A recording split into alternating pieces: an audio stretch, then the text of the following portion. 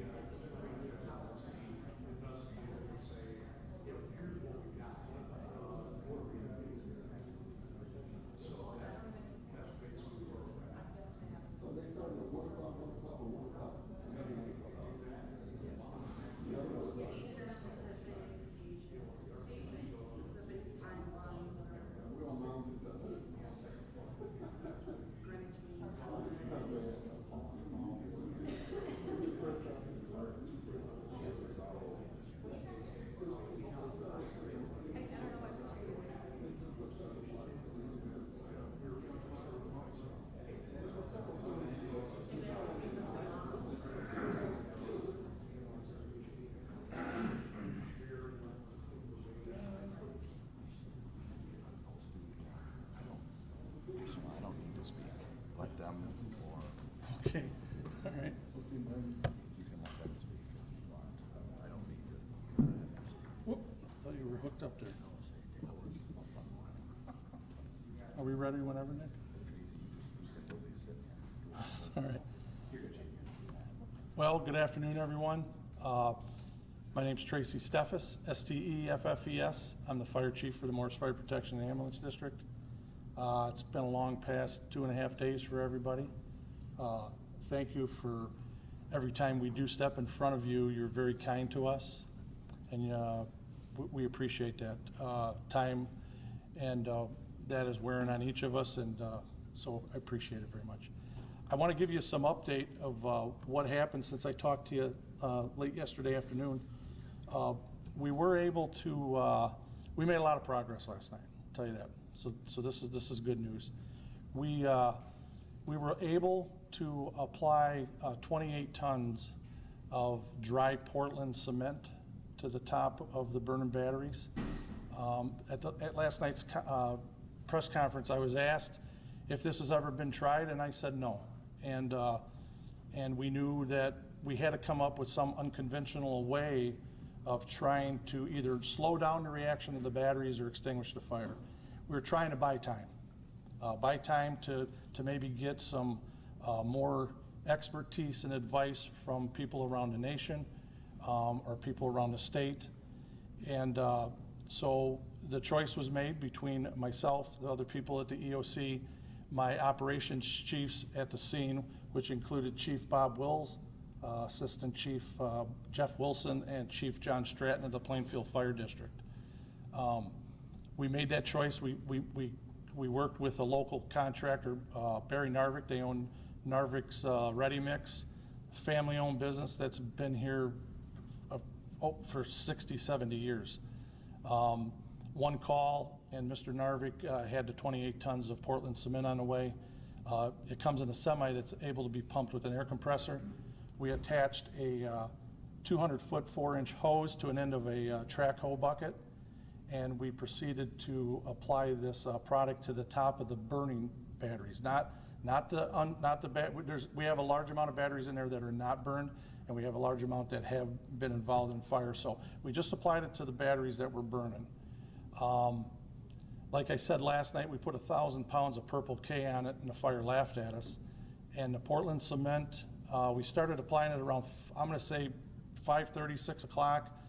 When I left the scene last night at 11 o'clock, we had absolutely no flames, no smokes, no smoke, no fumes coming off the burned batteries. That Portland cement has worked. However, I do want to let you know this. We have been in discussions. Matt Perez, the fire marshal that's standing behind me with the state of Illinois, was able to get us in touch with a battery engineer and expert from Texas. We had a lengthy call with this gentleman, Eric. I can tell you that. I can't tell you his last name. I don't remember. But he was a gentleman that had expertise, that wasn't trying to sell us something. Wasn't saying, I have this product that will do this or that. He told us the truth about these lithium batteries and how they will react and won't react. These batteries go into thermal mode where they start to decompose, and once it reaches that stage, there's not much that will extinguish that battery. That battery will run through that stage until it consumes the whole battery. Now here's what's strange about it is it does not need oxygen to do this. So even when you smother these batteries, they continue in this thermal mode. Thermal runaway is what it's called. You probably search it on the internet. Where it doesn't need oxygen to continue to do this. So when we smothered it with the concrete, we're not 100% sure that this thermal runaway is not continuing. It's probably continuing, and hopefully it's going to consume what's left of the batteries underneath, and then it will be over. But there is a possibility that as this continues, that it does break through this Portland cement. If it does, what we're doing right now, we just started. We're digging a 4-foot wide by 6-foot deep trench in the lowest corner of the building just outside of it. So we have a survey crew there giving us elevations. We hired deconstruction. Kenny Sandino's there. He owns deconstruction out of Coal City. They're starting to dig right now. We're gonna dig a trench in case we have to apply some water to these batteries to keep the reaction down. We were successful with that yesterday because right now we don't have any activity. So if it starts, we can control it if we're quick on it with the water and not have a threat to any of the firefighters or the community. So we're making preparations in case we have to flow water. I hope we don't. I hope we dig this trench and it stays dry. But right now, my operations chiefs are over there. They're digging that trench. We're working with IEMA to get some frac tanks in if we have to pump this water, this runoff water that would be contaminated. And so we can contain it on site and haul it away if we have to. It's not going to be a fast process. It's 1:10. I'm hoping we have the trench done by 4 or 5 o'clock. We have our fire company still there. That's another thing. We are not going to leave the scene. You might see some reduction in fire companies when we get the trench built because we know what we need now to accomplish the goal. And like I said, we just left the scene. I'm sorry, that's why we were a little late. I'll tell you what, the Portland cement, it's a fan. I'm a fan of it. It might not have cured it 100%, but boy, it's bought our community a lot of time to figure out where we're going and how we're going. Like I said, we do have a large amount of batteries in there that have not been consumed by the fire, but we also have a large portion that was. So do you guys have any questions that you would have for me? I will do my best to answer them. What steps are being taken to protect not only the first responders, but also maybe anyone else that's out there that are contractors or workers? Okay, very good question. We have the air monitoring that's in place. We have 11 sites being monitored. We got a very good report last night about the air quality. It's looking very, very good, the quality. I have not got the report back yet from the sampling right at the front door of the building. When I say the front door, it's an overhead door. I'm waiting for that report. So if we do have to enter the building, it's structure firefighting gear and SCBA, and then it's a gross decontamination of water and soap, Dawn soap. So them are the precautions we're taking, and that's coming right from the EPA. We either have or they're in the process right now. I don't know if they beat me to the scene and left already or if they're there now. We're doing a water sample on the site too. So, but we don't have any results of that yet. But we want to get a base sample of what's right at the site. So when we do comparisons, we know what we got to have something to compare it to. So. You said there's no active burn at this moment. None whatsoever. Is there a timeline for bringing residents back into their homes? We actually are talking about that right now. We had a plan earlier, and then when I talked to this engineer, and he gave us a little bit of news we probably didn't want to hear about this thermal runaway, we're reevaluating that because the thing is, we want our residents back in their homes. We want that. We are not wanting people out of their homes. I don't want to be out of my home. I have some first responders that are on the scene that are out of their homes. We are doing everything we can, but we are not going to move people back into an area that is not safe for their health or any safety. And we definitely don't want to move people back and then an hour later say, oh, now could that happen? Absolutely, you could have another emergency. But we want to make sure that if we do shrink it up or if it's eliminated totally, that we want to make sure it's the right choice. We hear our citizens. I'm one of our citizens. We don't want our people out of their homes, but we want to keep them safe. And when the time comes that we change that, we will let you know, and we'll get it to our people.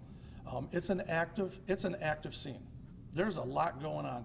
The fire ground is a living, breathing thing that changes by the minute, and it'll injure and kill firefighters. And that's what's going on over there now. That's an active, living, breathing thing.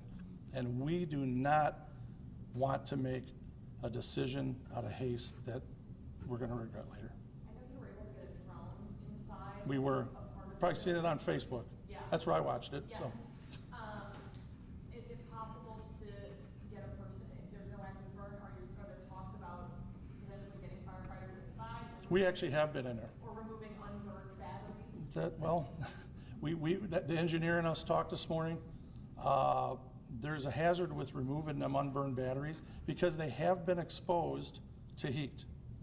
So there's a chance that when they're exposed, that this thermal runaway could happen at any time with them batteries. You know, these batteries they're when they start that thermal runaway, it can go now or it could start 72 hours from now. Once that battery is exposed, this is what we were told from an engineer, around 300 degrees, it could start that thermal runaway. And once it starts, you can't stop it. So I don't know if that answers what you're asking. So we asked about removing the undamaged batteries. Right now, we were told it might not be a good idea. Plus, we have to find a contractor that wants to put their people in that position. And I'm not gonna let someone go in there if that building's not safe. We sent our firefighters in last night with the proper protective gear so we could do some final small extinguishment with the Portland cement. Right now, at this moment, I would not feel comfortable with the contractor in there. Could that change this afternoon? Absolutely. We just left the scene. It looks good. It really does.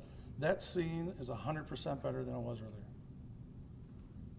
So whenever residents do go back, let's say they have kids in their yard, or will they have to do anything to their yard because of all the smoke or fumes that might be impacted their house? We're gonna have a press release from IEMA on that we're gonna give out to everybody. We don't have it now. But we've been talking to them and we're looking at, it looks like it's gonna be water and soap. You know, you're gonna have people that are gonna have dust on their cars. We have a playground set, that's a couple of them over on the side. You know, we're gonna mass decon them with the fire truck. But that's how we've been deconning our stuff on the scene. All right? And I'm sure PIO, Lieutenant Dorfer will have some information as we move forward today from different things. I know when we spoke on, well, I was here Tuesday, some of the biggest concerns was the smoke and the wind. Mhm. We've also seen the rainfall in the forecast, but if we're saying that the fire is extinguished, and that's only. I'm not saying it's extinguished, we got it in check, because I don't know what's going on underneath. Okay. If I knew that, I'd say, yeah, we got it extinguished, but this thermal runaway, it could still be taking place under that Portland cement. So that means that there's this even bigger step that's going to be cleanup efforts. Absolutely. Even after these batteries burn up, how do you properly dispose of them? Is the Illinois EPA going to be with you throughout this process? We have been assured by every agency, the Illinois EPA, the US EPA, IEMA. I know the governor has talked to the mayor. We've talked to Mr. Kinsinger in Washington. I think Mr. Durbin's talked to him, Tammy Duckworth. Yes, these people have guaranteed me they're gonna be with us in the long haul. We're all in this together. And I can lay my head down tonight if I get a chance and know that these people are gonna be there when I wake up in the morning. Absolutely. No question in my mind.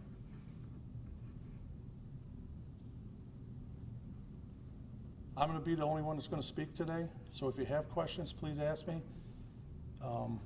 So I will do my best to answer them. We are gonna have another press briefing later today. I'll have PIO Lieutenant Dorfer give you that time.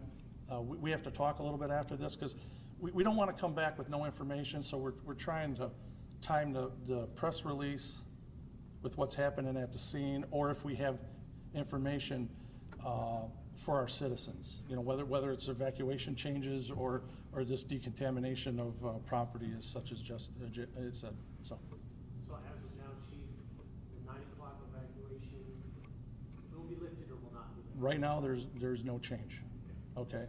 I don't have a clear answer for you right now because the conditions are still changing at the scene, and we want to make sure we're making the right choice. We really need to talk. When I say we, people behind me and us, we need to talk. We'll notify, we'll either call a press conference, we'll use our local media also because most of our people listen to local media right away, and then our Chicago media, absolutely. We will stand in front of you and tell you if we change that. I'm not gonna send you just a text. All right, thank you very much. And Lieutenant Dorfler will let you know the next press conference time after we get together and figure it out here. Thanks.